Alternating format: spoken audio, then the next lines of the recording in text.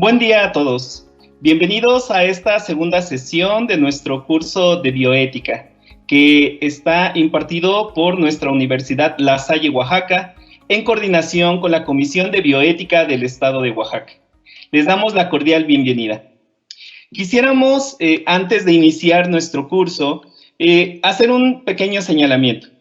Agradecemos a todos su interés y que han manifestado a través de nuestro correo electrónico por este curso de bioética, reflexiones en torno al humano y la emergencia del COVID-19, que nos imparte el doctor Enrique Dombil.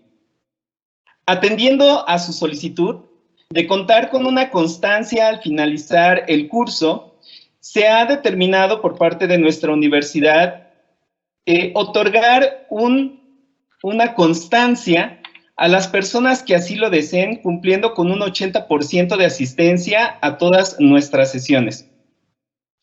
Para ello, nosotros estaremos compartiendo al finalizar de esta conferencia un formulario que ustedes podrán llenar de manera individual, poniendo sus datos para que nosotros podamos, al final de las 10 sesiones, entregar una constancia a cada uno de ustedes.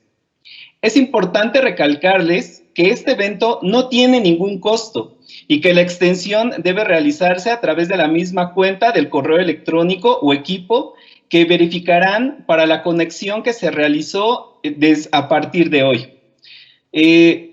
Nos reiteramos a sus órdenes para responder cualquier duda a través del correo electrónico que se les ha compartido. alfredo.portillo@ulsaoaxaca.edu.mx. De igual manera, para nuestros alumnos y docentes, los invitamos a llenar este formulario. Algunos ya nos han compartido sus datos de identificación para poder hacer su registro. Sin embargo, aquellos que falten o deseen, o incluso aun cuando ya hayan hecho su registro previamente, podrán contestar este formulario para que nosotros tengamos sus datos completos. Les reiteramos nuestra disposición y les recordamos que se extenderá esta constancia a quien lo desee al finalizar de las 10 sesiones, cumpliendo el 80%, una constancia de manera gratuita con valor curricular. Sin más preámbulo, me permito presentar nuestra sesión del día de hoy, que tiene por título Lo antiguo, actual y futuro del ser humano en la práctica ética de la medicina. Les recordamos que pueden hacer sus preguntas por medio de nuestro chat. Para ello, les pedimos que sean muy concretos y de esta manera nuestro ponente pueda hacer una responsiva a ellas de manera puntual. Sin más preámbulo, les damos la bienvenida y los dejamos con nuestro ponente, el doctor Enrique Dombil. Muy buenos días, mis queridos compañeros, alumnos, amigos. El día de hoy me he permitido, como ustedes ven en la primera diapositiva, es agregarle un segundo después de medicina y la vida. ¿Por qué? Porque siempre ha existido un paralelismo entre lo que es la medicina y lo que es la vida en sí misma. Este paralelismo nos lleva a la siguiente diapositiva. Por favor. Ok. ¿Qué vemos aquí? Vemos unas semblanzas de los hombres de la antigüedad. Pero hablemos no de una ética, sino hablemos del comportamiento social que estos hombres tuvieron que tener, estos seres, para sobrevivir. Y uno de ellos es el cuidado. Una antropóloga, socióloga, poetisa, esta es una anécdota, que un alumno le hizo una pregunta y esta señora, Margaret Mead, cuando le preguntaron dónde nace realmente o qué evidencia podría haber de un comportamiento ético de cuidado. La señora le contesta tenemos evidencia de que hay una fractura del hueso largo de la pierna, el fémur, consolidada. Esto requirió necesariamente cuidado, requirió también el esperar a que sanara y se consolidara esta. En este momento, no sé, espero que me estén escuchando y vamos a continuar.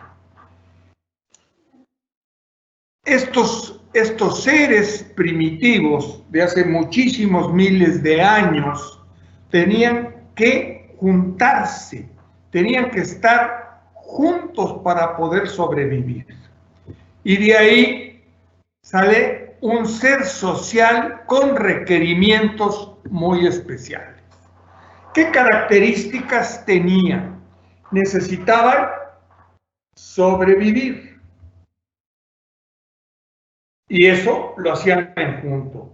Para poderlo hacer tenían que ser solidarios entre ellos, tener el deseo de sobrevivir, la necesidad y la convicción de que juntos era más fácil. Y obviamente que su comportamiento tenía que llevar algún tipo de ética, de moral y valores. Aunque no se reconociera como tal, pero los actos de la voluntad, de la salud y de la felicidad son los que nos permiten hacer este tipo de circunstancias. Por ejemplo, si hablamos de la historia de la ética, nos encontramos con que 4.800 años antes de Cristo ya tenemos referencias de lo bueno, lo justo, el deber, la virtud, el creer en un ser supremo. Todo esto nos conlleva a encontrar valores. Se habla que hace unos 5.000 años comenzó, antes de Cristo, comenzó el cuento o la epopeya del libro de Gilgamesh, en la cual ya hablaba de valores y este señor pues hacía hazañas asombrosas. La tradición oral fue llevando y componiendo y recomponiendo este mito historia hasta que cuando los sumerios recuperaron o inventaron la escritura cuneiforme, pues aparecen las primeras tablas y fue en el año entre 1300 y 1000 antes de Cristo.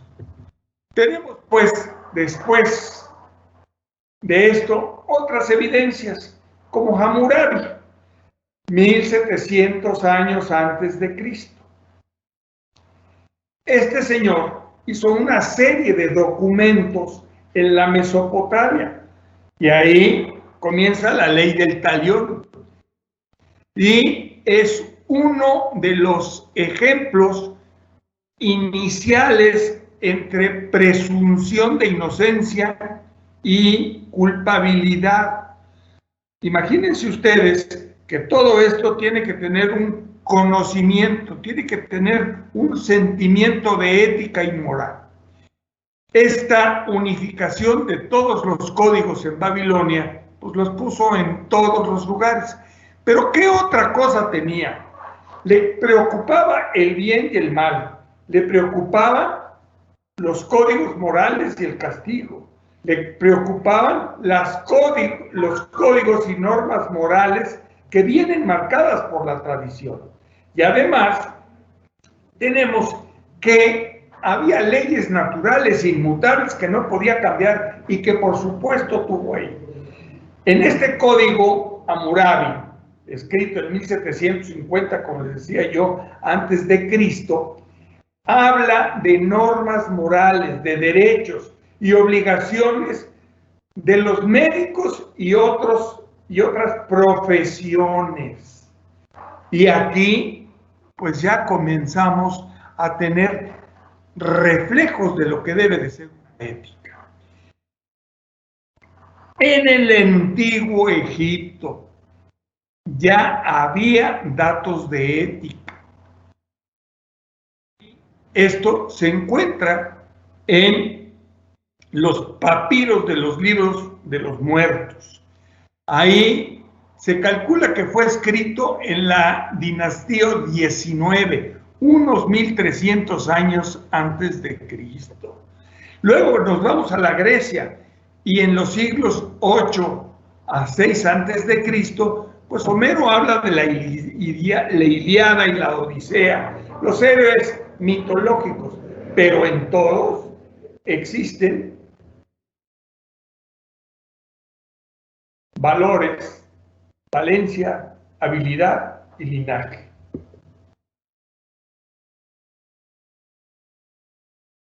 Está compartiendo.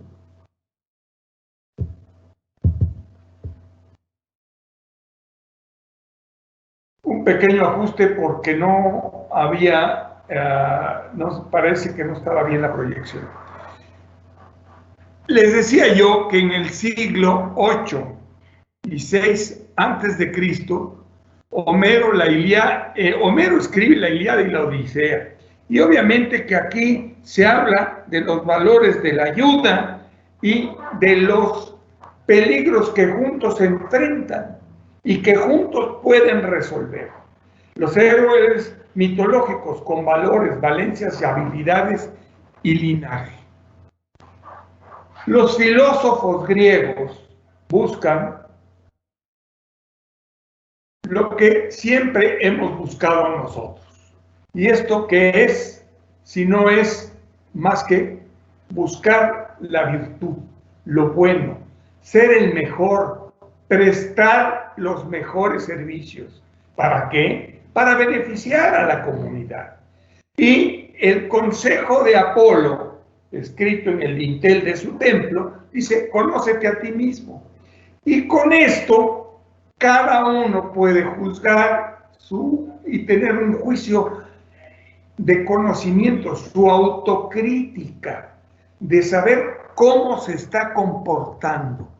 Ahora bien, las virtudes cardinales, la prudencia, la justicia, la fortaleza y la templanza, obviamente que son los ejes de todo lo que nos ha movido antes, lo que nos mueve ahora y lo que nos debe mover mañana.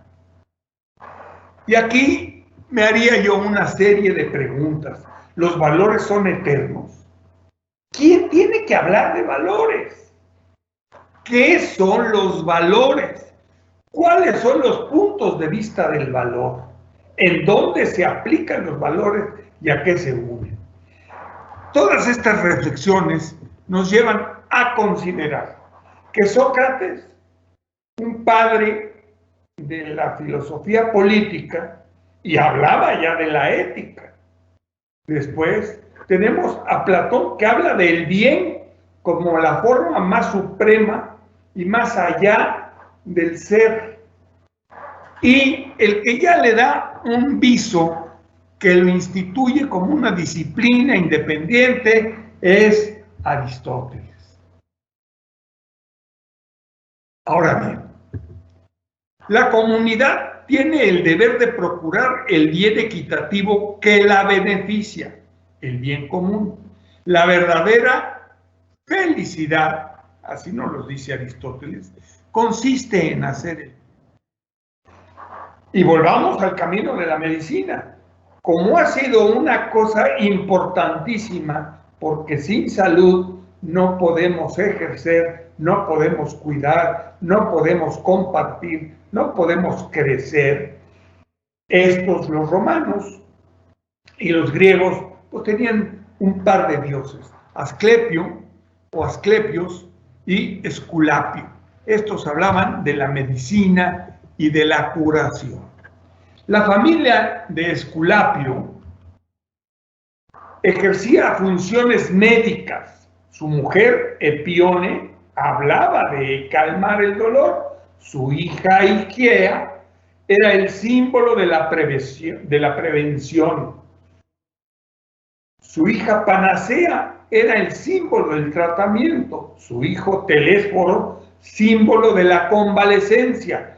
Y Bacaón y Podalirio eran dioses protectores de los cirujanos y de los médicos. Hipócrates. ¿Quién no va a hablar de Hipócrates? Nacido en Cos, y estamos hablando del año 460 a.C. Nació en Cos y murió en Tesalia en el 370 a.C. Fue médico. Ejerció en el siglo de Pericles. Está clasificado como una de las figuras más destacadas y hizo un juramento hipocrático que a través del tiempo lo seguimos practicando, pero le hemos agregado algunas frases. El juramento hipocrático hablaba del compromiso de los médicos que ahora estamos viendo ante las vicisitudes que se nos presentan. Habla de cómo debemos de ser éticos, de cómo debemos los médicos cuidar a nuestros pacientes, darles derechos a nuestros pacientes y considerar a nuestros pacientes como seres humanos.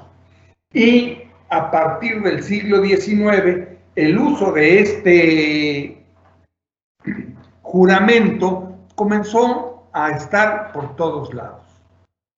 Y ya habla de valores específicos en cada tiempo y lugar. Vamos a hablar de otro ser importante en la historia de la medicina, Galeno de Pérgamo. Este señor, que nació en 129 después de Cristo, ¿sí?, y murió en el 2001, es un médico griego donde él dominó con sus puntos de vista 1000 años y pasó a muchísimos países sus enseñanzas. Hasta la Edad Media hubo cambios en lo que él había dicho de la medicina.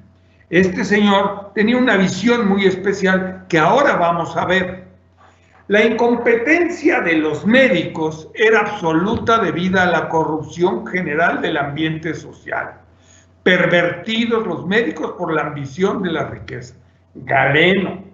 Entonces, nos habla de que los seres humanos, los médicos y en todas las profesiones, pues nos hemos comportado siempre eligiendo nosotros qué hacer. Por ejemplo, Avicena elige y fue el mejor científico de su época, por así decirlo. Maimónides, filósofo, matemático y judío. Y habla una frase que quiero leerles que dice: sí, doctores más sabios que yo quieren ayudarme a entender, concédeme, Señor, el deseo de aprender de ellos, pues el conocimiento para curar no tiene límites. Y esto se está demostrando en la actualidad. Al-Rawawi, este señor árabe, en el siglo IX, hace el primer libro de ética médica. Su Ética del Médico contiene la primera descripción documentada de un proceso de revisión de pares. O sea, que el trabajo de un médico lo juzgaba a otro médico. Y fueron vistos de tal manera que no se podía maltratar a quién, pues al paciente que los dos estaban revisando. Thomas Percival en 1740 nos vuelve, que nace en 1740 y muere en 1804, nos habla de la conducta y preceptos que deben adoptar los médicos y los cirujanos.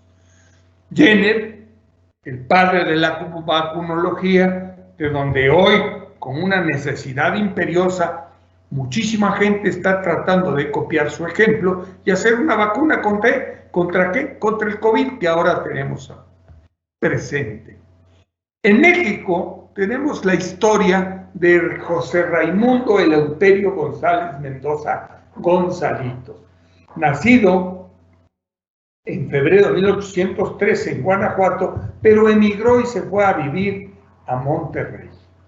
Y escribió en 1870 su libro de moral médica, que eran 16 lecciones de moral médica. 1878 aparece la publicación que ustedes están viendo. En este momento, ¿consideramos que en la actualidad y el futuro se requiere una nueva ética?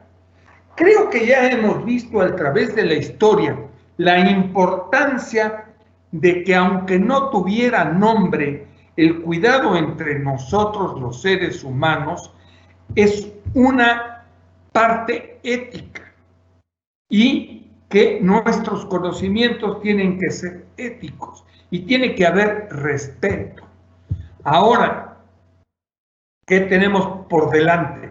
La tecnología, la investigación y puse hasta abajo la economía, que en este momento al parecer está rigiendo muchas de nuestras actitudes y actuaciones. La embriología, por ejemplo, ha cambiado desde el nacimiento de la primera bebé que se concibió fuera del cuerpo humano. Esta bebé, por dos investigadores ingleses, ¿sí? Pues ya tiene sus 40, 50 años, ¿sí? Y nació por ahí de 1979, 80, perdón, no me recuerdo bien la fecha. Y en este momento, esa técnica para ayudar a aquellas mujeres que no podían por alguna razón utilizar su organismo, fue implementada para ayudarlas a tener. Pero ahora la técnica ha cambiado y se utiliza para resolver problemas y algunas veces para complacer a una serie de individuos. El 14º día de la gestación es cuando se ve que ya tienen un conjunto de células y está transformándose de un grupo de células a unos inicios de embrión. El aborto parece ser que es una de las principales causas de muerte entre los seres humanos en el mundo y no los mosquitos.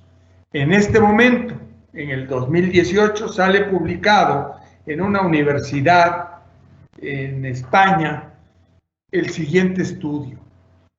En el 2018 se hicieron 41.9 millones de abortos y murieron 725,000 personas por picadura de mosco, que antes se consideraba el más letal y que nos da el chikungunya, que nos da el dengue, que nos da la malaria y todas las enfermedades que aún siguen siendo un reto para curar.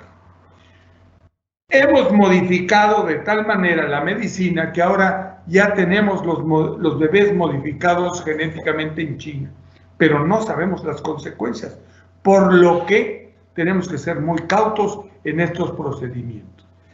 Ya podemos imprimir una córnea artificial usando material biológico y con la tecnología de la 3D.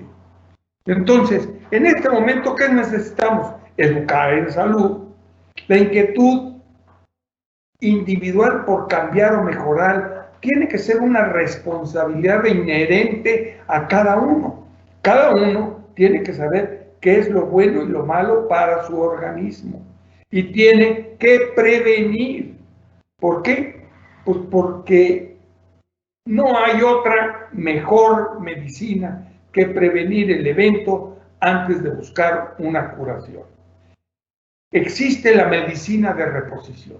Esta medicina de reposición pues son los trasplantes, que el día de hoy tienen una singular importancia, ya que hemos salvado a mucha gente. La medicina de preservación.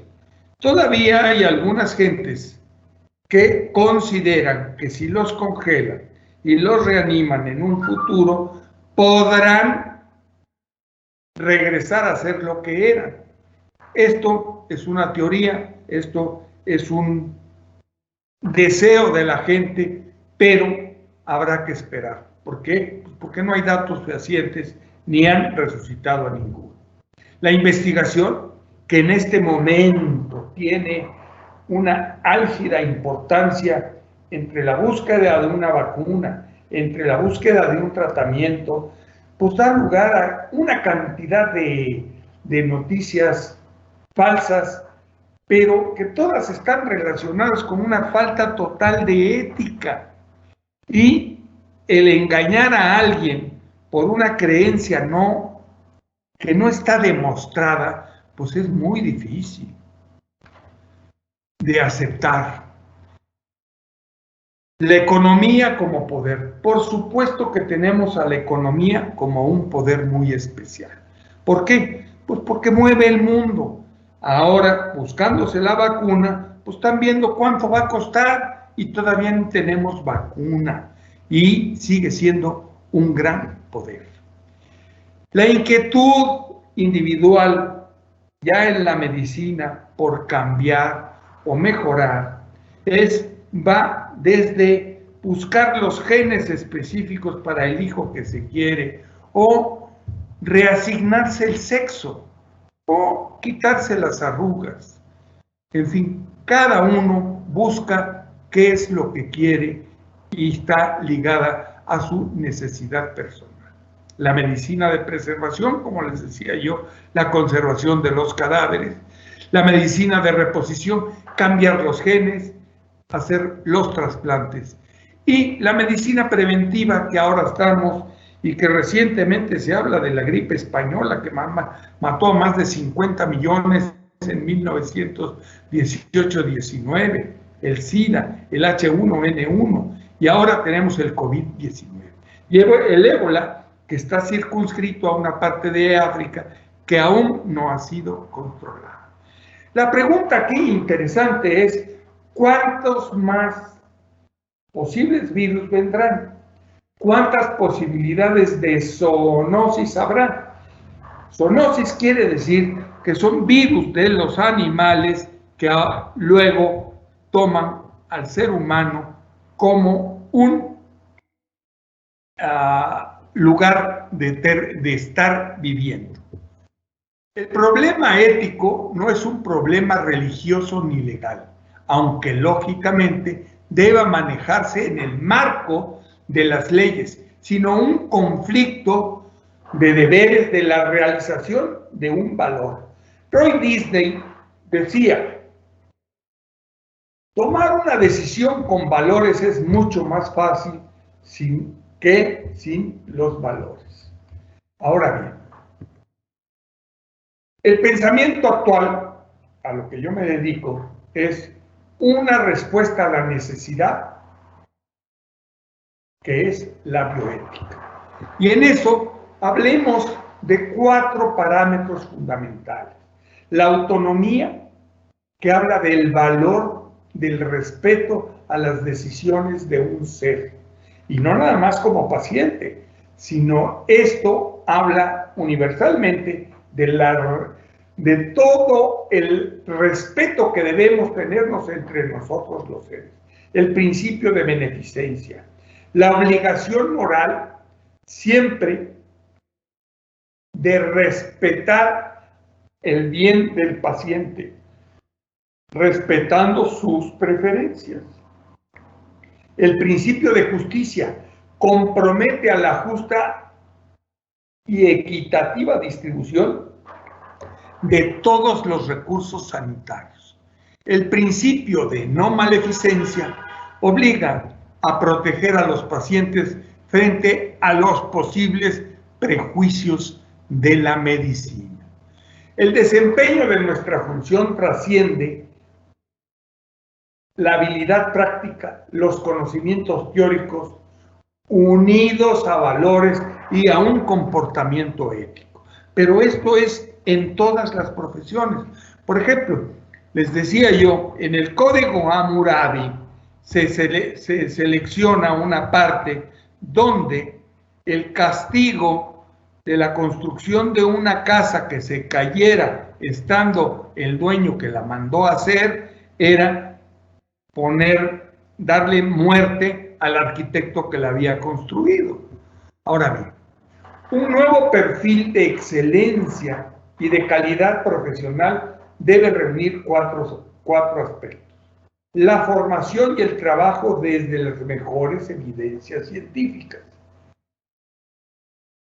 El respeto y la inclusión de los valores de los pacientes en la relación clínica y la militancia activa de los valores profesionales. Utilización de la ética en todos los casos. El día de hoy, muchos comerciales en la televisión están hablando de los valores y del comportamiento ético de muchísimos compañeros médicos que están de continuo arriesgando su vida. ¿Por qué? Para salvaguardar este problema que ahora estamos viviendo. Un maestro mío hace muchos años me enseñó esto. Ya falleció este maestro, que era un ginecólogo también español, que fundó la primera escuela de bioética en España, y decía: cuando no podemos curar, tenemos que aprender a acompañar. Y de ahí nace también que en este pensamiento moderno que tenemos que adquirir todos, porque las cosas han cambiado, no son estáticas, y debemos considerar nuestra actitud. Nuestra actitud va en relación a lo que pensamos y cómo enfrentamos. Viktor Frankl, quien estuvo en un campo de concentración, ya mencionaba: cada uno de nosotros decide si sufre o no sufre. El pensamiento moderno de algunos médicos, que no estoy de acuerdo con ello, pero sin embargo estaba en alguna de las revistas que usamos para la literatura, decía: nadie perderá el interés de la comunidad excepto si no le resulta en su provecho propio. Estamos hablando de una controversia de actitudes entre el egoísmo personal, ¿sí?, y la actitud de curación o de sanación, de acompañamiento que deberíamos tener. La ley no será obedecida si no existe un castigo real. Esto es cierto. Nosotros transgredimos en el mundo, no hablo de ningún lugar en particular, pero en el mundo todos buscamos cada uno su beneficio personal. Y lo más frecuente es que no hay una coherencia entre el discurso y el comportamiento diario.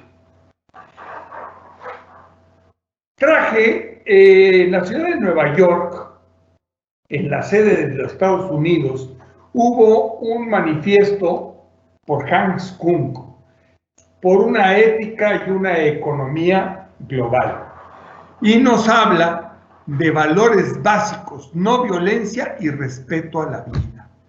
El marco ético de referencia es ser auténtico ser humano en el espíritu de nuestras tradiciones religiosas, éticas. Significa que en público, así como en la vida privada, debemos ser ejemplo para otros y estar prestos a ayudar.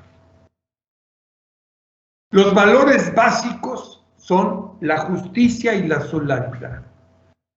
El marco ético de referencia es las grandes tradiciones religiosas y éticas. Estamos a no utilizar la forma abusiva en forma abusiva el poder económico. Y para no obtener dominación política. Y tal energía debe ser utilizada creativamente en servicio de todos los seres que habitamos este planeta. Y el interés propio y la competencia del ser deben de caminar parejitos el uno y el otro.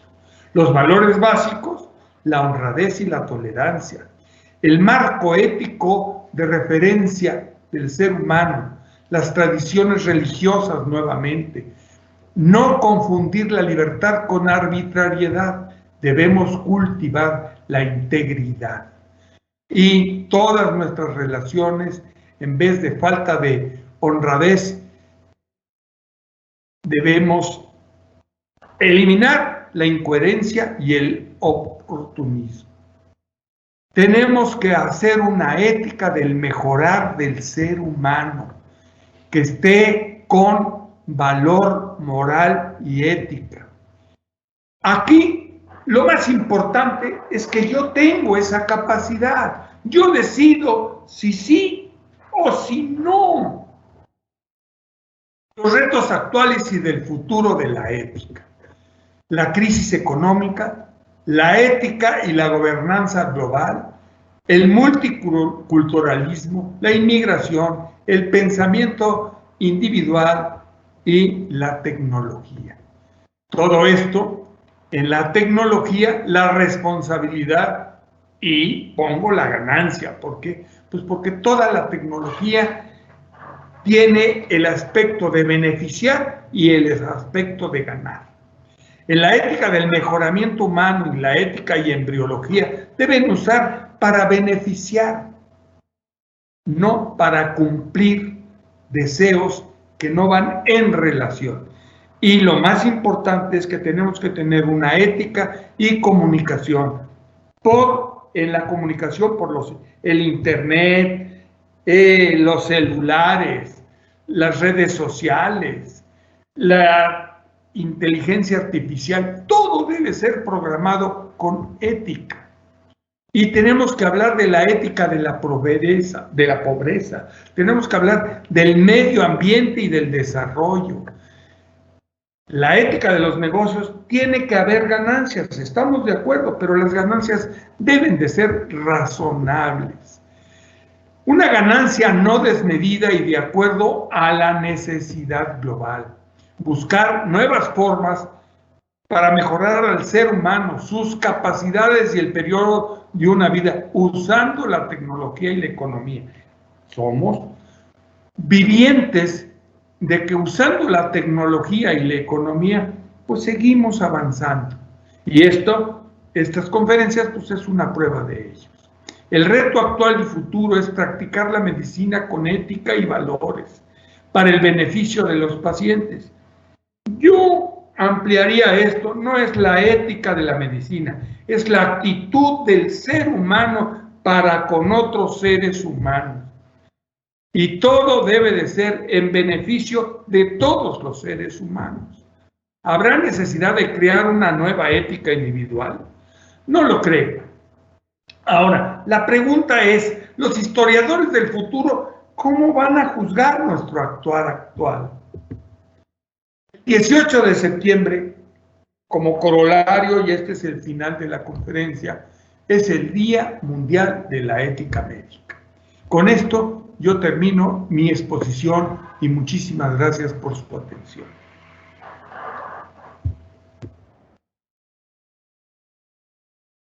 Se puede comunicar con nosotros a estos teléfonos que aparecen ahí con ustedes. ¿Y ahora?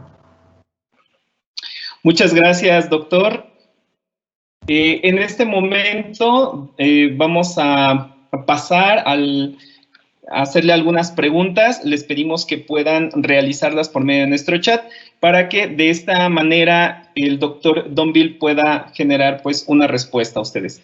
La primera pregunta que tenemos, doctor, es de Ana Paola García. Nos pregunta, ¿qué piensa usted sobre cómo actualmente se está usando la tecnología para resolver los problemas médicos Y si considera usted que la ética se tiene que ver modificada por estos avances. Bueno, la ética, como les demostré o les quise demostrar en la conferencia, es la misma desde el principio del ser humano, no ha cambiado. La tecnología nos habla de que hay cambios ahora en algunas circunstancias. Tenemos el problema de que con la tecnología aparece la sobremedicalización. Por eso yo hice hincapié en que cuando ya no se puede hacer nada, hay que aprender a acompañar. Otra de las frases en la espiritualidad que vamos a revisar posteriormente en otra de las pláticas es que para iniciar el camino final, ¿por qué? Porque todos tenemos un principio y un final. Hay que aprender a perdonarse y a perdonar. Y esto, pues, es un conocimiento común. Gracias, espero haber respondido.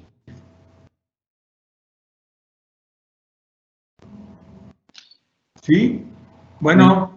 Sí, no sé si alguien más tenga alguna pregunta de nuestros participantes. Tenemos, felicitaciones al doctor. Es necesario un gran avance para rehumanizar a la medicina. ¿Y qué opina usted de Juan Carlos, es quien nos hace este comentario? Bien, yo creo que como en todo, el humanizar, no hay que humanizar una práctica, sino hay que humanizar al que hace la práctica. Y estamos hablando no solo de médicos, de ingenieros, de profesores, ¿sí? De todo mundo. Hay que humanizar el trato. He platicado con ustedes de que el respeto desde el inicio es lo que nos ha llevado a la evolución, y eso sigue vigente. El humanizar no quiere decir más que tener consideración, empatía y pensar que yo podría estar en el lugar de la otra persona. Espero si con esto respondo. Gracias, doctor. También nos preguntan, entonces, ¿cómo podemos diferenciar moral con ética? Bien. La moral es si los actos humanos son buenos o malos. Y la ética nos habla de las actitudes que debemos tomar nosotros ante lo que vamos a hacer. Realmente deben de ir pegadas la ética y la moral, pero desde hace algún tiempo pues se tienen las dos definiciones. Una nos habla de los actos humanos y la otra nos habla de juzgar si son buenos o malos los actos humanos, y la otra el hecho de hacer el acto. Esa es la división.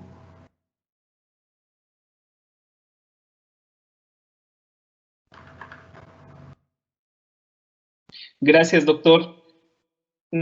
Pues parece que no tenemos alguna otra pregunta. No sé si los participantes quisieran hacerle alguna otra pregunta al doctor.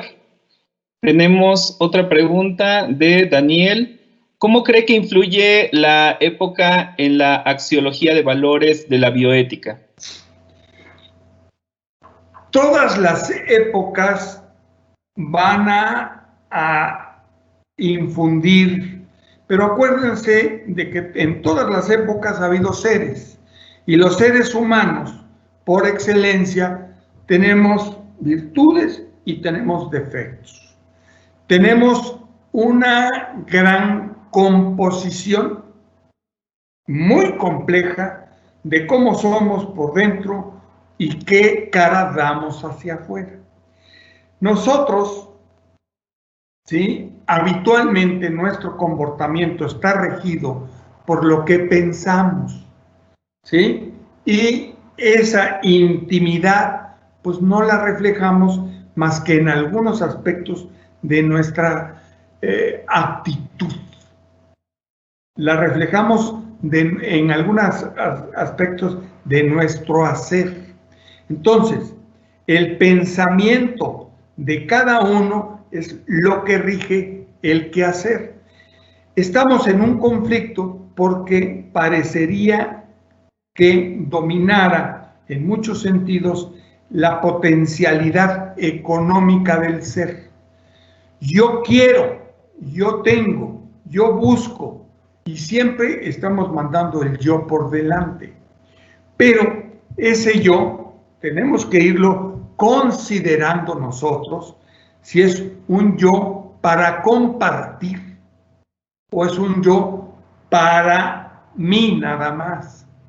Y lo que yo he tratado de decirles es que el yo tiene que ser compartido, tiene que compartir, y los vicios tenemos que eliminarlos y resarcir todas nuestras virtudes. Entonces, como les puse en la lámina, yo decido, pero para esto tengo que reflexionar, tengo que pensar qué es lo que voy a hacer o buscarles pues las alternativas de solución. Eso es lo que yo considero en este momento que pudiera yo decirles. Muchas gracias, doctor. Tenemos otra pregunta. Nos dicen que ¿por qué la eugenesia no es legal en varios países si cumple con el principio de autonomía?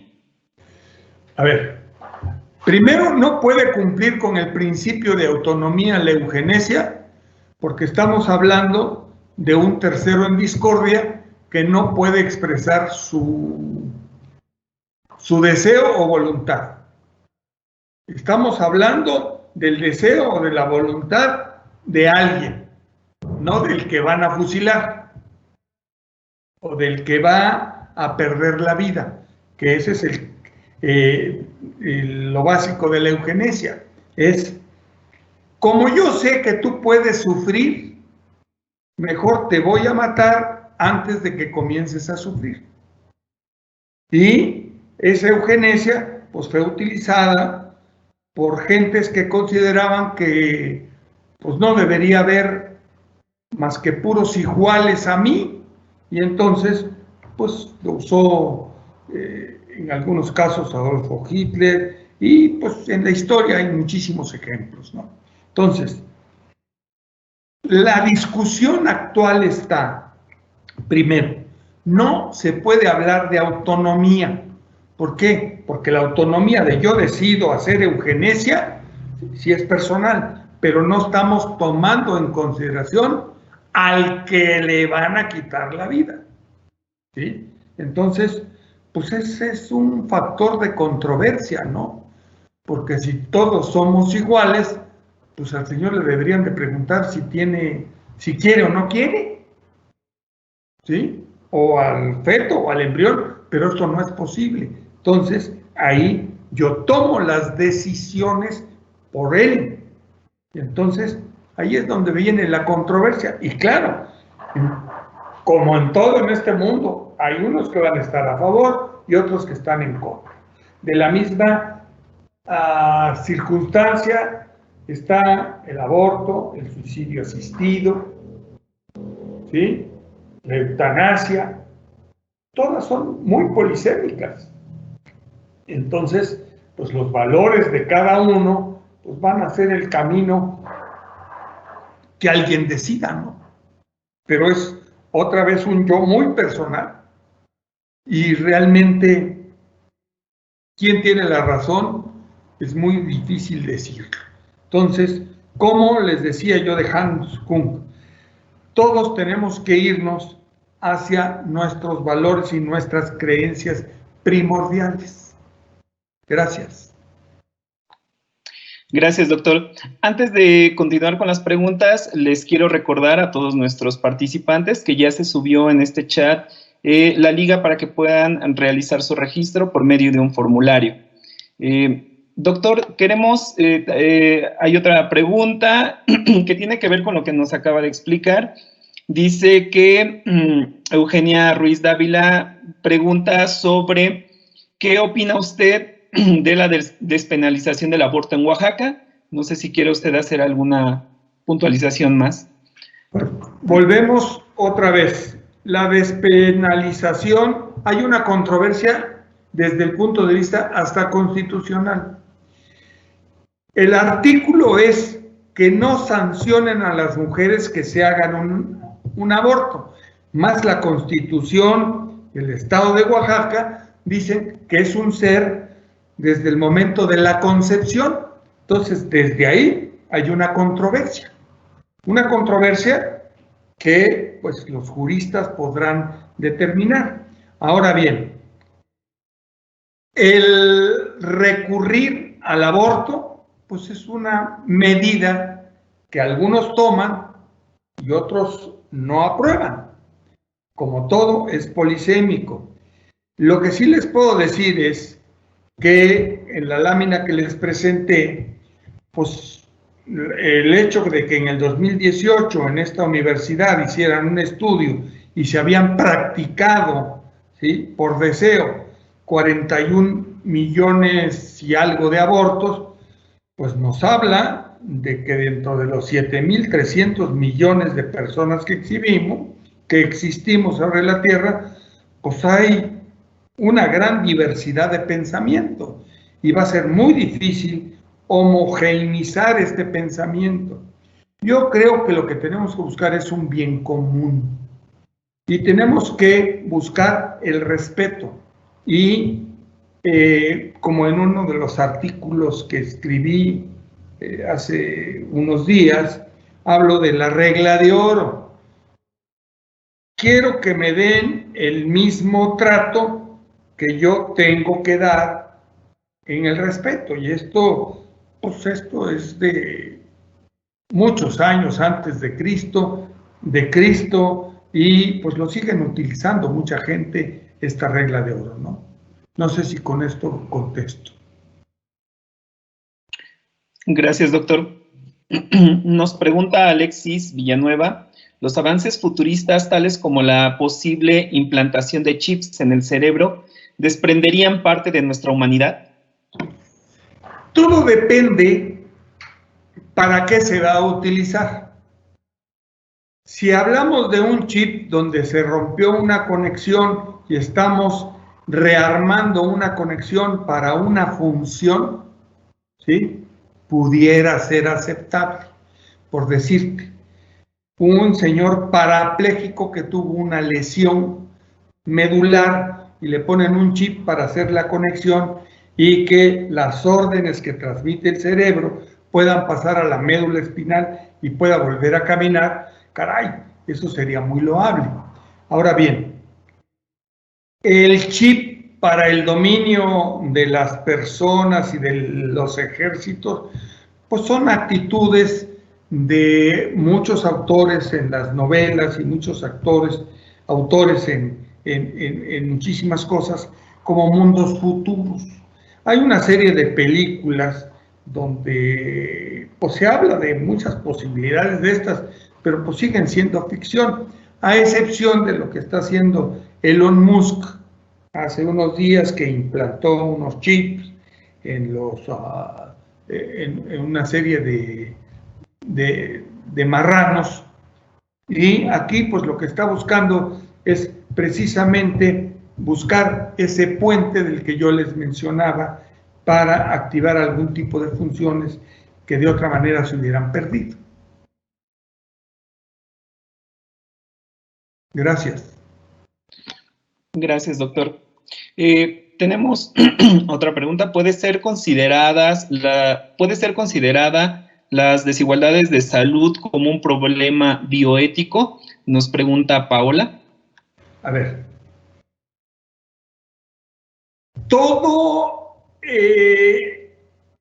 No podría yo considerar un problema bioético las desigualdades, porque las desigualdades se dan. Si yo las provoco, se torna un problema bioético. Cuando yo escojo, a ti te voy a curar y a ti no te voy a curar, es un problema bioético. Pero el que uno esté enfermo y otro no esté enfermo, pues no es un problema bioético, es una circunstancia social. Cuando nosotros usamos el intelecto y hacemos selectiva a quiénes, cómo, cuándo y a qué horas le vamos a dar qué, entonces sí se vuelve un problema de origen bioético. Por decirte algo, tenemos aquí en el estado de Oaxaca los cuidados paliativos. La ley dice que los cuidados paliativos es cuando ya tienes una sentencia donde te dicen que no vas a vivir más de 6 meses y entonces, ¿de qué habla la ley? Habla de acompañar al paciente, de quitarle el dolor, de preparar a toda la familia para el evento que va a suceder, que es el final de la vida. Y entonces, esos cuidados paliativos, pues no estamos hablando de que como vas a sufrir, yo te doy eutanasia ahorita. Es una manera diferente a la eutanasia de llevar a cabo el quitar las molestias, el dolor y la pena a como sería la eutanasia. No sé si con esto puedo responder. Gracias, doctor. Por cuestiones de tiempo, no podríamos continuar con las preguntas hacia el doctor Donville. Sin embargo, el doctor tiene acceso a estas preguntas y seguramente las podrá retomar en nuestra siguiente sesión. Les sigo recordando que en el chat general se encuentra el link para que ustedes puedan hacer su registro. Como comentamos al inicio, se podrá generar una constancia para todas aquellas personas que cumplan con el 80% de la asistencia a nuestras sesiones en este curso de bioética. El registro quedará suspendido a partir de las 13 horas. También les queremos señalar por algunos comentarios en el chat si nos puede compartir el doctor su presentación. Les recordamos les informamos que a partir del 21 de septiembre, es decir, el próximo lunes, se encontrará en nuestro canal de YouTube institucional las ponencias o las sesiones 1 y 2 que podrán ustedes consultar de manera gratuita. Asimismo, les recordamos que nuestra próxima sesión con el Dr. Donville de este curso de bioética será el próximo 13 de octubre. Para ello, nosotros estaremos abordando en esta siguiente sesión el tema de reflexiones sobre la conciencia y la dignidad. Por nuestra parte sería todo. Le agradecemos mucho al doctor su presencia, a todos ustedes su asistencia y los esperamos en nuestra próxima sesión del curso de bioética. Indivisa Manet, lo unido permanece.